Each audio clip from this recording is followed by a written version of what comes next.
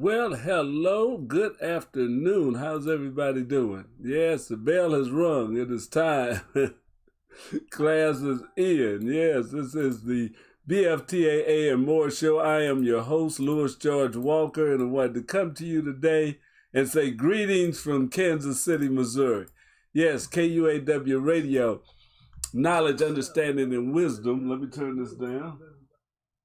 Yeah, I was hearing myself twice. But yes, knowledge, understanding, and wisdom radio here in Kansas City, Missouri. Is a global community radio station. Yeah, you can pick us up on Facebook and YouTube. You can also pick us up 24/7 on our audio channel. Just go to the TuneIn app if you have it, or My Radio Box, or My Tuner, or the online radio bot. Either one of those you can pick us up on. TuneIn, you can pick us up. Radio Garden, we're on that 24 hours a day. We're also at our website, www.kuaw.org. This is a product of the W.E.B. Du Bois Learning Center and the Black Family Technology Awareness Association, who came together and formed the radio station, Knowledge, Understanding, and Wisdom. So as we go forth today, we're just glad to be with you. I'm George, I'm your host, and I'm glad to be here today. Well, it's raining again in Kansas City. That's nothing new. We've been getting a little bit of rain. We haven't had any big storms, but in the last couple of days, I take that back, we did have some flooding, flash flooding just last week, last Friday, I believe, Thursday or Friday. But right now it's cloudy. The sun comes out some, and then we get rain. So we're, that type of summer. It's supposed to be that way until we get about to the 4th of July, and this weekend's supposed to be good. So, yeah, we'll go through it. We need the rain to help the flowers to grow and to keep things moving right. The gardens look good. The flowers are looking good. So there is some benefit to all this rain coming down. I tell you, but it sometimes can get to you. I went out and did a little bit of fishing. I wanted to have some video for you, but unfortunately I only caught one fish, and I didn't think that made too much of a video show for everybody. But we're going to be out there again. We're going to bring you some more of our trophy fishing of an amateur going out there day by day. But I'm going to get back out there, and I'm going to be hunting them again. And, it's always good, and you need to get outside some. It's summertime. COVID is kind of easing back, but even outdoors, you can be separate from a lot of people. And you may not enjoy fishing, but maybe just taking a walk in the woods, bicycling, boat rides, camping out. Anything like that would be great, because it's good to just get out in the air, get out in nature and enjoy it a little bit. Go swimming, running, do something. But we've been cooped up, been in the house for a long time, so it's maybe a good thing to try and get out a little bit and have a great time and stuff. I'm doing it as much as possible. When I'm not busy with other things going on, I'm trying to get out into the outdoors, to the parks, to the lakes. Went to Hillsdale Lake over in Kansas, which I've only been there once or twice before. So one of our friends had invited us out. So we went over to Hillsdale Lake, and it's a real nice lake. We fished around this area. We go over to James A. Reed, for those of you that are from the Kansas City area, and we go out to Smithville Lake, which is closer to my home. Lake Jacomo, Longview. I mean, there's a lot of lakes around the area to check out. So if you can, get out and check it out. But yeah, the Black Family Technology Awareness Association likes to bring you news and information of things going on. If you have a business or an organization that's doing an event, or you would like to support and get your event talked about on KUAW Radio, please get in touch with us. We would like to help your event be a success. And if you're a small business owner, we want to get in touch with you to talk about your business, talk about how your business can benefit from being a sponsor and supporter of KUAW Radio, and also how KUAW Radio can let people hear about entrepreneurs in the community. So we want to talk to entrepreneurs. We want to interview entrepreneurs and get that information not only to people, but to other people that are thinking about going into business, and let them know what it's like. We've talked to a lot of small business owners in Kansas City, and we're going to do some follow-ups with them, but we're also looking for news. So if you're starting up a business, get in touch with KUAW Radio. You can reach us at KUAW985 at gmail.com. or you can go to Facebook at KUAW-radio. And our Gmail is KUAW985@gmail.com. So just get in touch with us, and we'll be glad to talk with you. Also, we should be going back into the studios. I was talking to the people down at the Boys Learning Center where we've had some plumbing issues and things to get repaired that we've been broadcasting remotely. But we're going to be getting back in the studio, I think, this month coming up in July. So that's going to be a big relief for a lot of our hosts and show people to get back into the confines of the KUAW studio so we can get back to work and really be giving you a great show and a great experience when you're watching and listening to us. So we're ready to do it, and just keep hanging in there with us. We appreciate those of you that are continuing to be a part of the KUAW family. And also remember to write us, let us know what you are doing, that you like the show, or that you like different people on the show, or that you want to hear some more music, or that you want to hear some different information or something about people. Get in contact with us. We'd like to know what the people who listen to KUAW think about KUAW radio. So holler back at us. You can give us a call. Right now, though, our phone is not the other location. We can check the recordings on 816-599-6893, or hit us up on Facebook. If you're watching this right now on Facebook or YouTube, you can leave a message in the chat. We appreciate it. Share with your friends. Like us. Make us where we pop up on your page every time we go live, and you won't miss any of our live presentations. And one of the things that we're really proud of is that we are the local affiliate of the Cheryl Underwood Show. Cheryl Underwood makes broadcast shows available to small and low power internet radio stations, FM radio stations, all these different stations across not just the country, but around the world. There's affiliates all around the world. And we happen to be the one that's in Kansas City, Missouri. And that's KUAW Radio. So as a help for us and a help to Cheryl, we'd like for you to call in and give them a shout out. Tell them that you're listening to the Cheryl Underwood Show on KUAW Radio, Kansas City, Missouri.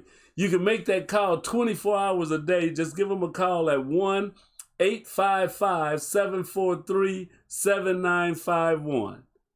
Yes, that number is 1-855-743-7951. Or you can say 1-855-CHERYL1. That's the number. So call in, tell them that you listen to the Cheryl Underwood Show on KUAW Radio, and any shows else that you listen on KUAW that you enjoy, or give a shout out to somebody. And then if you want to hear your recording or your message, listen every day from noon until 2 o'clock to the Cheryl Underwood Show on KUAW Radio. Have lunch with Cheryl. So you can pick her up from noon to 2 Central Standard Time. If you're on the West Coast, that'd be from 10 to 12, and back east, it'd be, 1 to 3.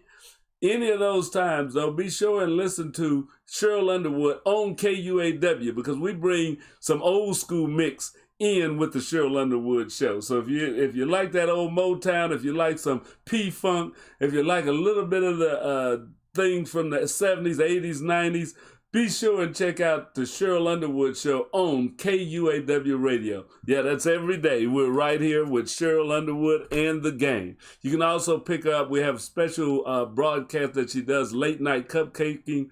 That's on Fridays and Saturday evenings on KUAW Radio. And Spiritual Nourishment, which is a gospel show. And we do that every Sunday from 10 to 1, I believe it is, or 11 to 1. So be sure and check us out. Check out Cheryl Underwood. Give them a call, 1-855-743-7951. So now we want to get that out of the way and get to what we usually do on KUAW Radio. And one of the things that we do at this time is we bring you what's happening at NASA, the National Aeronautics and Space Administration. Yes, it's a division of the United States government. And we think that it is very important that not only do we understand and support what's going on at NASA. If you saw the movie Hidden Figures, you know a little bit of their value as it pertains to working with the space and getting people into outer space and all the other sciences involved in that, not just going to space, but engineering and the things that we're involved in, science, technology, engineering, and math, STEM, that happens right here on Earth. And that's what the Black Family Technology Awareness Association is about, is getting people and families involved with STEM. And we're going to talk about that today a little bit also, as we look into how do we improve some of the outcomes of kids and people that we promote to get into STEM, and the STEM community working with the African American community. So before we go any further, we're going to bring you a little bit about what's going on in NASA, and we'll be right back with you. Here it is on KUAW Radio, Kansas City's global community radio station. Spacewalking astronauts work outside the space station. NASA's new deputy administrator is sworn in and putting another piece of our Artemis 1 moon rocket in place. A few of the stories to tell you about this week at NASA. On June 25th, astronauts Shane Kimbrough of NASA and Thomas Pesquet of the European Space Agency conducted the third spacewalk in 10 days outside the International Space Station. The pair worked to install and deploy the second of 6 new ISS rollout solar arrays. The arrays will help increase the station's total available power and are the same solar array design that will power elements of the agency's Gateway lunar orbiting outpost. I, Pamela Ann Melroy. On June 21st, former astronaut Pam Melroy took office as NASA's new deputy administrator after being given the oath of office by Administrator Bill Nelson in a ceremony at our Mary W. Jackson NASA headquarters building in Washington. I'm very honored to be teamed with Administrator Nelson and our Associate Administrator Bob Cabana and the rest of the broader team. It's our intention, I believe, to not just lead today's NASA, but also lead us forward into the future and support the generations of fantastic things that NASA will continue to do. What a grand occasion for us, and what an appropriate nominee, now confirmed. And so we've got someone that is extremely skilled, experienced, and ready for this job. Melroy was nominated in April by President Biden and confirmed by the Senate on June 17th. She is one of only 2 women to command a space shuttle and logged more than 38 days in space as an astronaut. Workers at our Kennedy Space Center have stacked the launch vehicle stage adapter atop the Space Launch System or SLS rocket's core stage ahead of the uncrewed Artemis 1 moon mission targeted for later this year. The cone-shaped adapter connects the core stage and the interim cryogenic propulsion stage, which provides the Orion spacecraft with the additional thrust needed to travel tens of thousands of miles beyond the moon.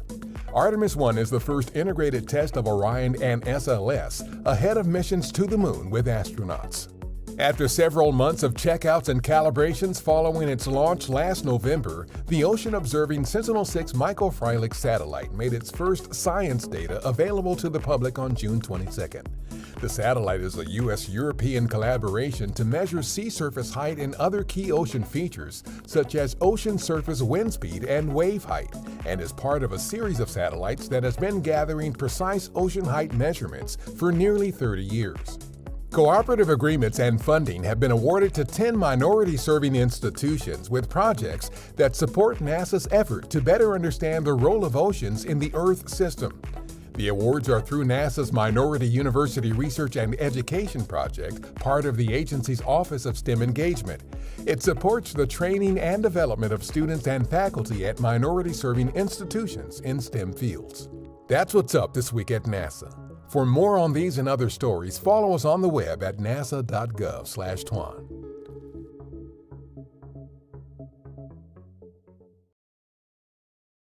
Well, yeah, that's what's happening at NASA.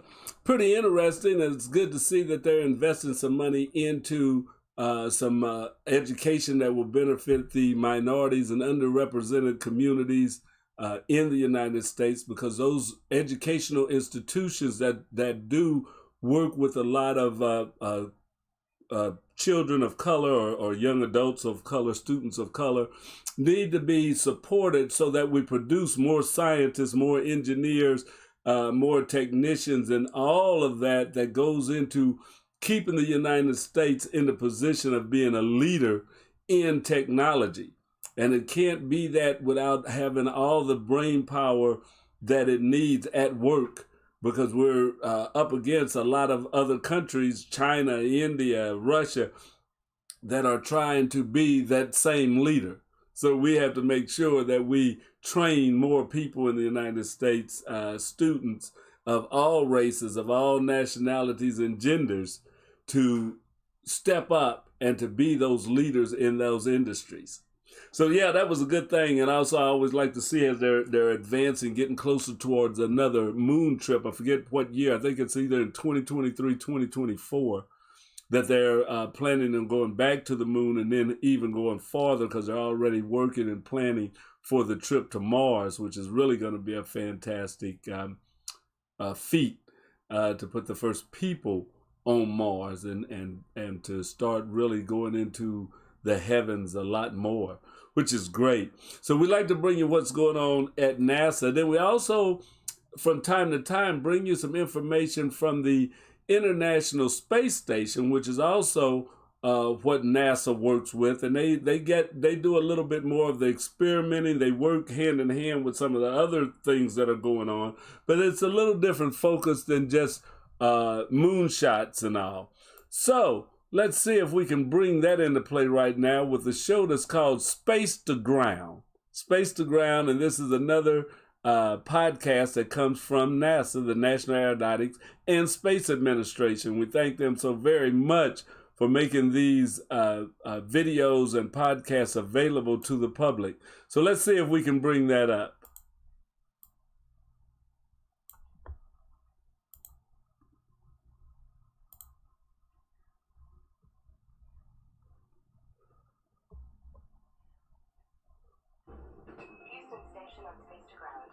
Welcome to Space to Ground. I'm Kayla LaFrance. The crew on board the space station put a lot of miles on their spacewalking shoes this week.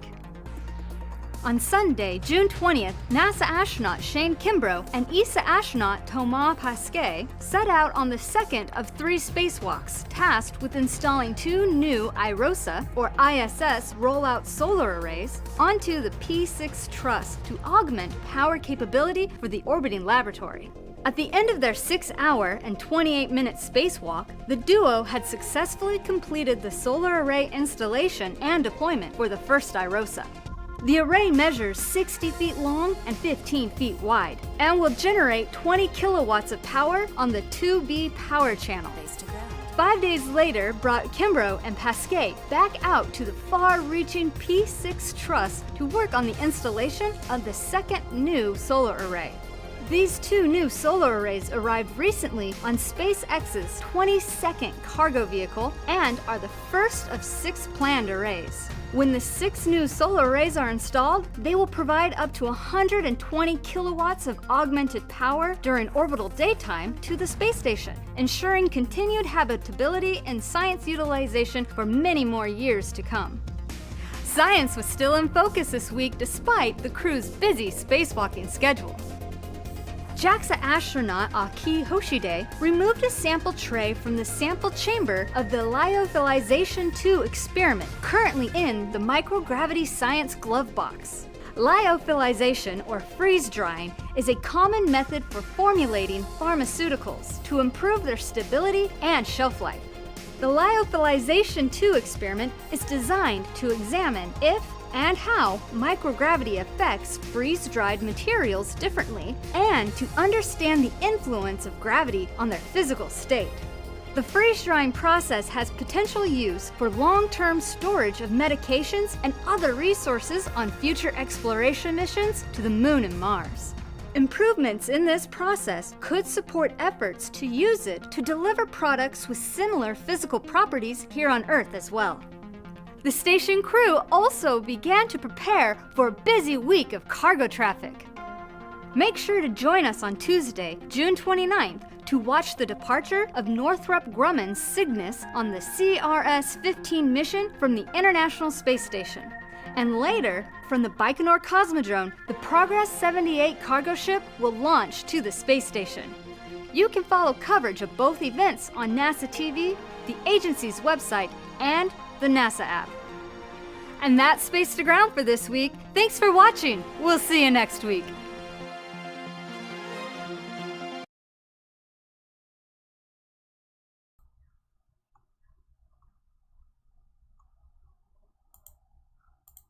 All right. Yes, that was Space to Ground. So, if you like science, technology, all of that type of things, or if your children and they're home right now, you might want to go to the NASA website at nasa.gov and check out some of the science projects they have on there that your kids can work at home with. Let them get involved. They have a lot of science projects that kids can do. Some of them are interactive. Some of them that you can buy stuff, low-cost items at home, or you may already have at home, and they can do experiments. They can do different projects, and it'd be good to work with your young people on those type of things over the summer.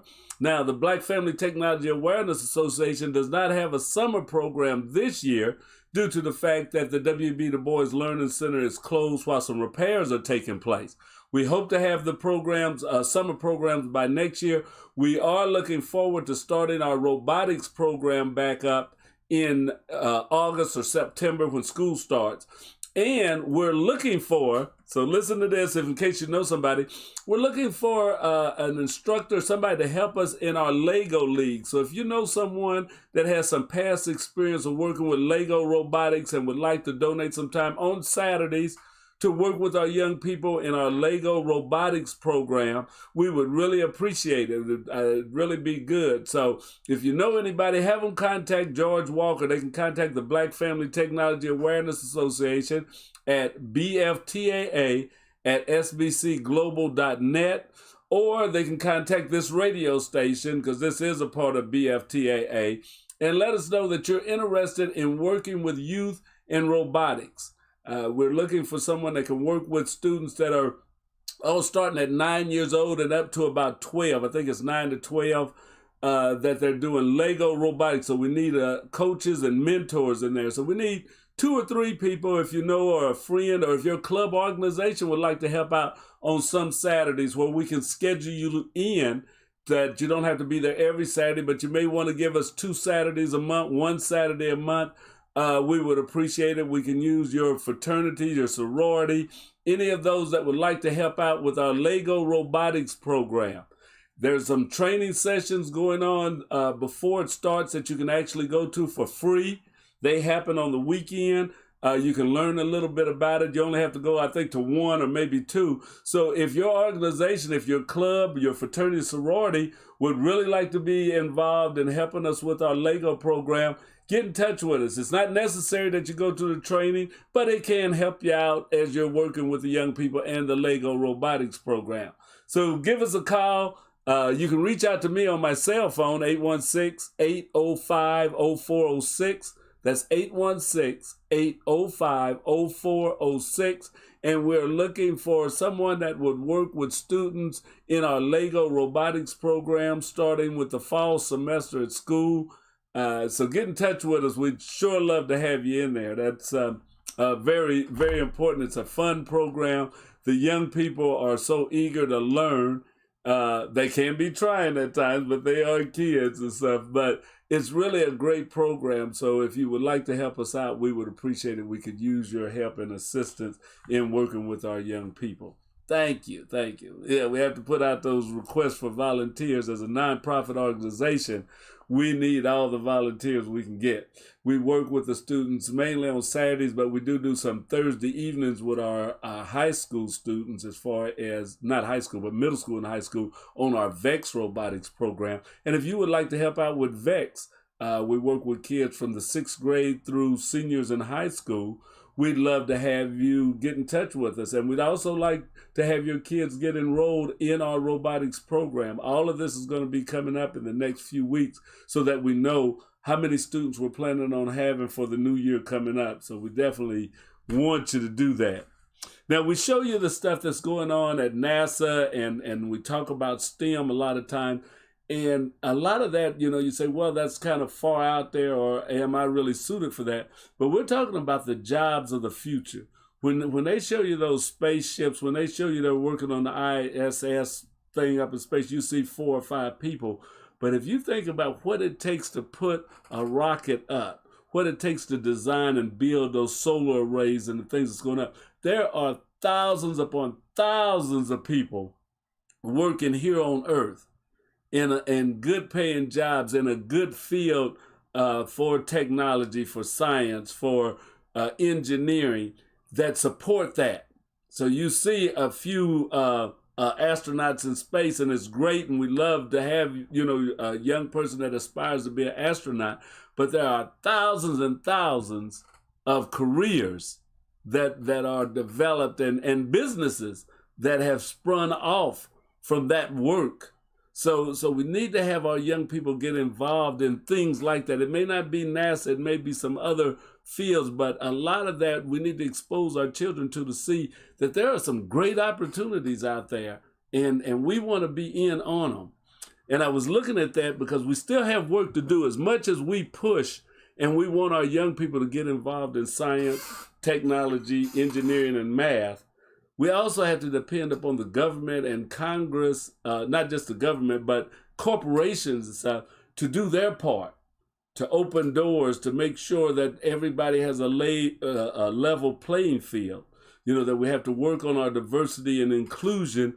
And I was looking at an article that came out in the New York Times. It's dated June the 21st, and it's from the New York Times. It says how big tech allows racial wealth gap to persist. This is by Giovanni Rusinello. So yeah, this comes from the New York Times. Giovanni Rusinello. I hope I didn't mess up your name too bad. But how big tech allows the racial wealth gap to persist. So we still have things to do right here with corporations and companies as we talk about tech. It says tech corporations talk a big game about racial equality, but inside their offices, it's a different story.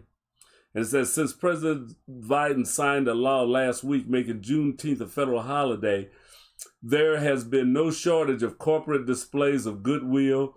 Google devoted its famous doodle to the holiday, and many companies have declared that they will observe Juneteenth as a paid holiday. That's good. You know, we're glad that we've got Juneteenth as a holiday. I don't want to take anything from that. Some people say, well, you got to do more. Well, one thing we want to do is recognize that there's something that has been done in the fact of having the Juneteenth holiday. But there's still a lot of work. It says with Republicans and state governments across the country introducing bills and passing laws that try to limit teaching of racism's role in American history, tech firms and other major corporations have joined Democrats in condemning that, which is good. But what's actually going on inside of these companies? Yeah, you hear them all come out and they say they're against this and that these laws aren't right and all of that. But let's see what's going on. It says a report released last week by the Conference Board, a corporate research firm and business group, showed that while conversations about confronting race and racism might be on the rise, actual workplace equity isn't. So a lot of things aren't happening inside these companies. Yes, you see that they're donating thousands of dollars to this college, or that they're going to do some work in the community, or they donated to Black Lives Matter and all of that. But let's look at where the bottom line is. It says the wage gap along racial lines is increasing, particularly in industries, occupations, and locations where the fastest growth in high-paying jobs is taking place, the report authors found. Chief among those industries, they wrote, is big tech. So big tech, even though they're donating money, or you're hearing a lot of things in press releases, the wealth gap between white and black workers has gotten bigger. So they're doing a lot, but the wealth gap is getting bigger. The gap in earnings have widened over the past decade. Black men with bachelor's degrees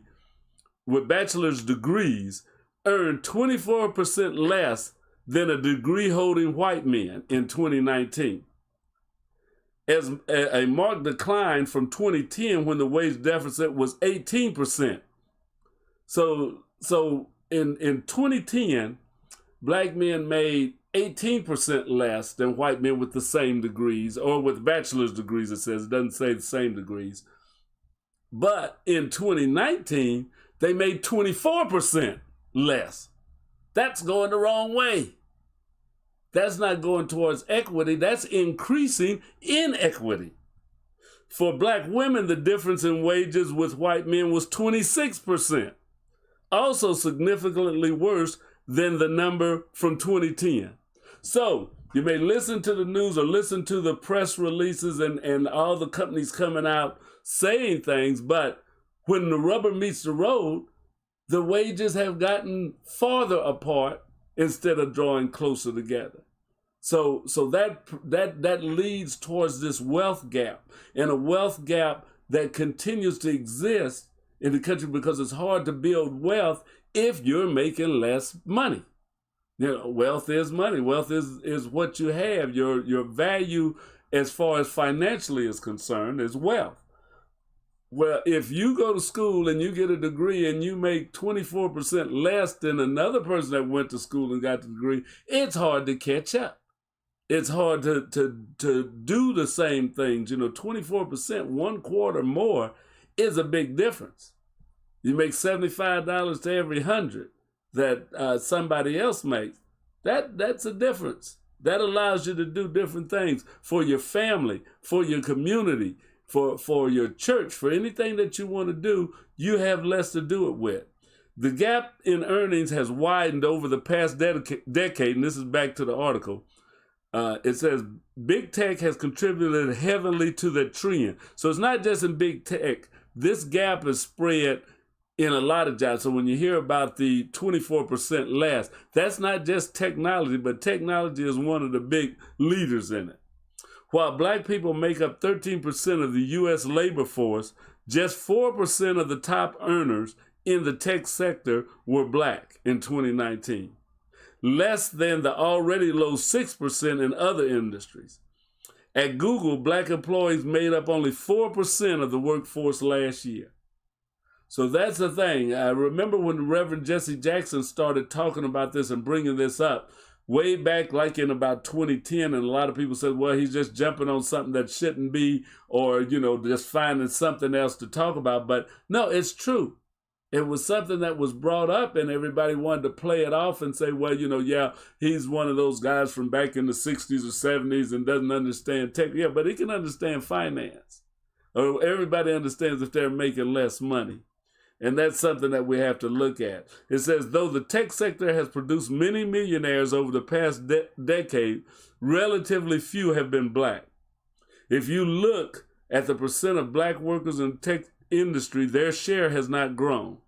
So that's the thing. We're not, and it says, if anything, it is shrinking.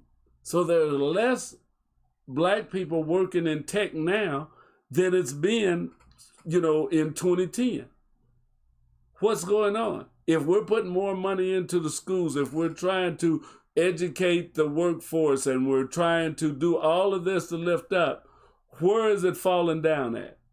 If you've got more blacks getting degrees, more blacks getting science degrees or engineering degrees, where's the breakdown in them getting jobs? And 2019 is when it is. So that's before pandemic. They're not saying this happened in 2020. These numbers and stuff are coming from 2019.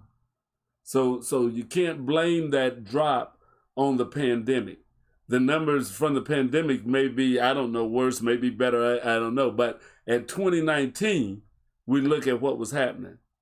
And it's also a thing, it says a separate study last year by Rate My Investor examined nearly 10,000 tech entrepreneurs and 135 venture capital firms. It found that among the founders of tech projects who had received venture funding, just 1% were black. So a lot of people say, well, you need to go into entrepreneurship and start your own business because they're not going to hire you or they're not going to pay you what you will and stuff. Well, a lot of the businesses that get started with venture capital.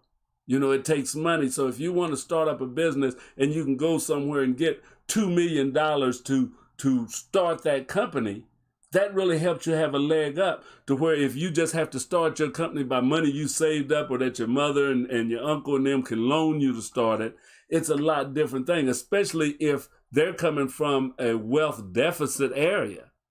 And if the venture capitalists are not pouring money into any black firms or black companies, it's going to be hard to see how you can even make a big dent in entrepreneurship. You know, working for yourself, starting a business where you can hire people in your community. That's a trend that's been happening. It's not just a worldwide phenomenon either. I mean, not just a U.S. phenomenon, it's worldwide, but you have to look at the micro look at it is where's venture capital going in Kansas City?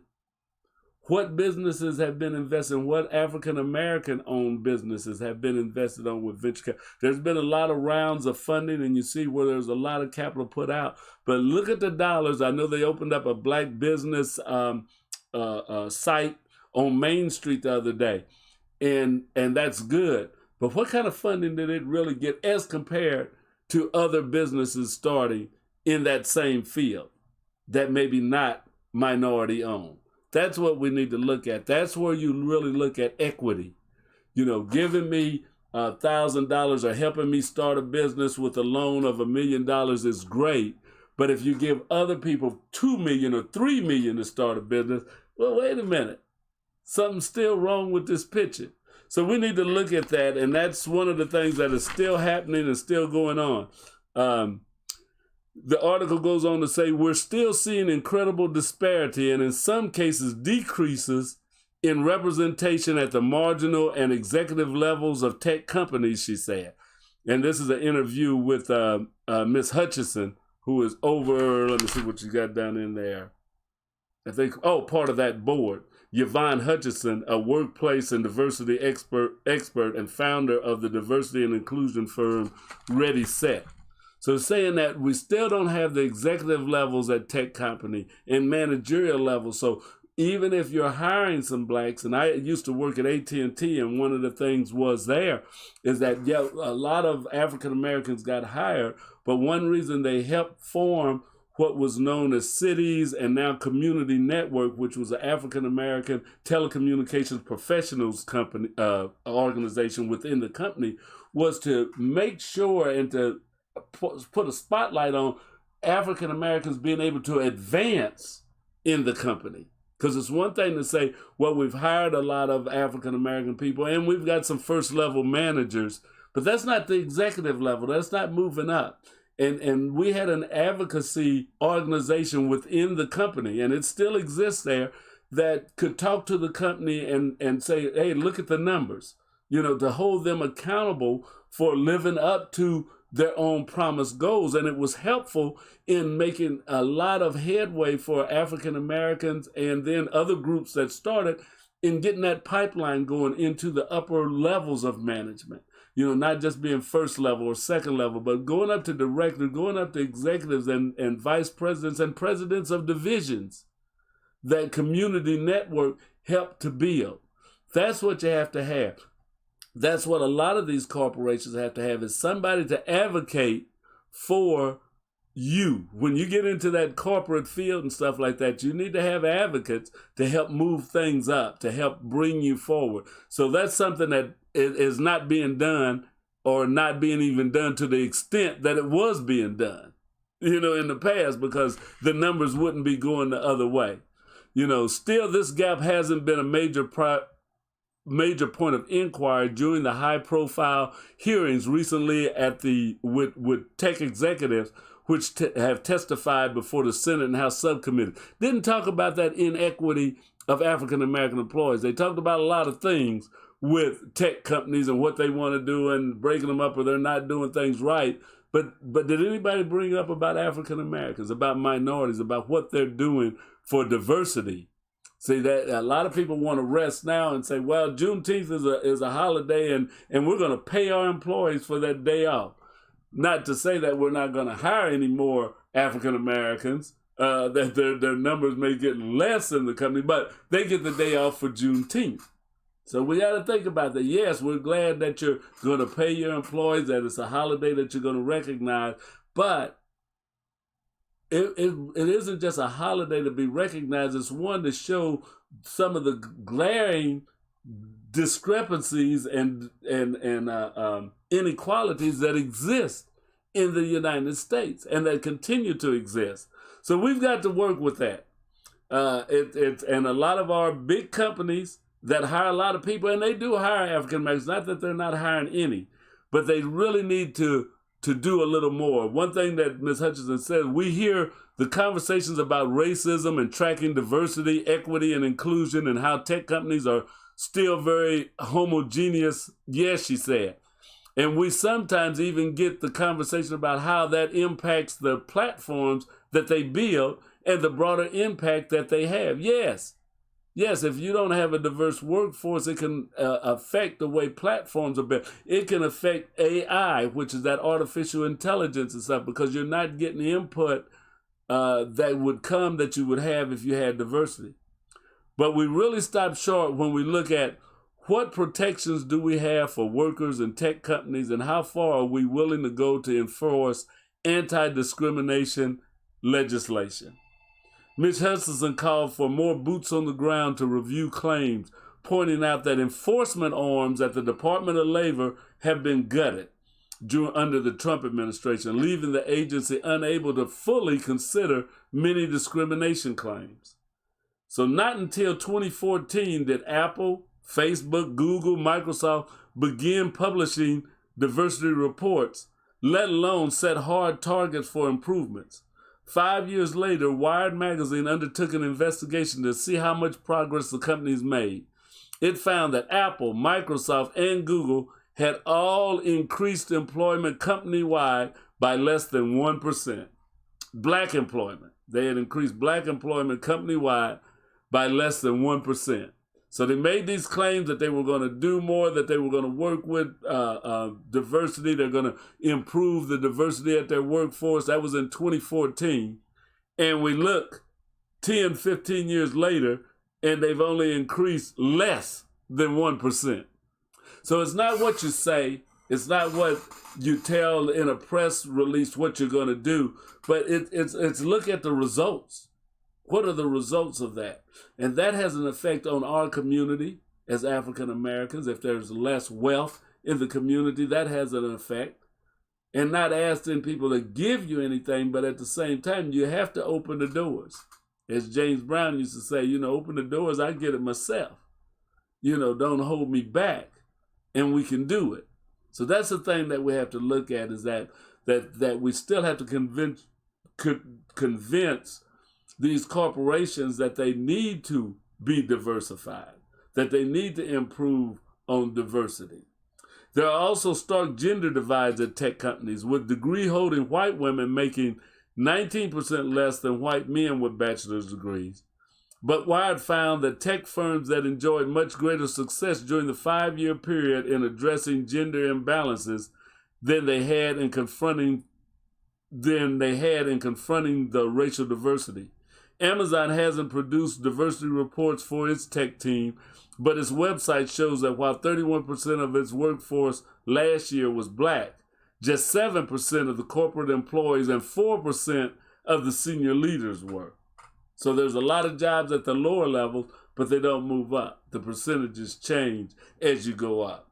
These statistics are driven by structural inequities, both in terms of access to education and the personnel and hiring structures at the companies themselves. The conference board pointed out that one driving factor for the lack of diversity in the tech sector was the fact that many of the top companies had chosen to open their offices in cities and suburbs with relatively small black populations, including Seattle, San Jose, and Austin.